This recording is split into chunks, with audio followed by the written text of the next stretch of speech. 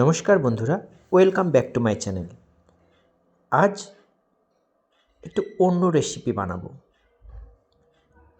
ব্রেকফাস্টের জন্য বানিয়ে নিচ্ছি পেঁপের পরোটা। পেঁপের পরোটা বানানোর জন্য প্রথমে আমি একটা কাঁচা পেঁপে নিয়েছি, তার মধ্যে কিছুটা কেটে ভালো করে ছাল ছাড়িয়ে সেদ্ধ করে নিয়েছি। এরপর একটা কড়াইতে তেল গরম করে গোটা জিরে, আদা বাটা দিয়ে ভালো করে ভেজে নুন, হলুদ, লঙ্কা গুঁড়ো, জিরে ধরে গুঁড়ো দিয়ে ভালো করে নেড়ে চেড়ে নেব। যখন ভাজা ভাজা হয়ে যাবে ওতে একটু মশলা জল দিয়ে ভালো করে কষিয়ে নেব। দেওয়ার পর যে পেঁপেগুলো সিদ্ধ করে রেখেছিলাম সেগুলো দিয়ে ভালো করে কষে নেব এবং তার সঙ্গে আমি 2 টুকরো আলু সেদ্ধ করে রেখেছিলাম সেটা দিয়ে দিয়েছি। দেওয়ার পর ভালো করে আমি পেস্ট করে নেব। ডাল কাটার সাহায্যে ভালো করে পেস্ট করে নিয়েছি।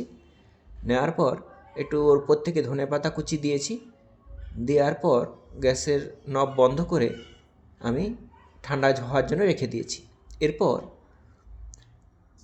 একটা জামবাটিতে 2 কাপ মতো আটা নিয়েছি, অল্প পরিমাণে নুন নিয়ে মাখানোর পর আমি যে পেঁপের পেস্টটা করে রেখেছিলাম ওই পেস্টটা ওর মধ্যে দিয়ে ভালো করে মাখিয়ে নেব এবং তার সঙ্গে অল্প অল্প পরিমাণে জল দিয়ে দেব।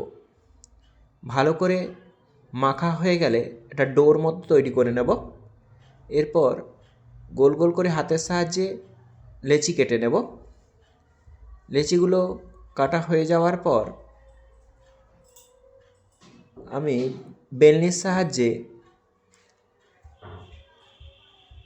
একটু আটা দিয়ে গোল গোল করে বেলে নেব। ভালোভাবে গোল গোল করে বেলে নেওয়ার পর আমি একটা ফ্রাইং প্যান বসিয়েছি। বসানোর পর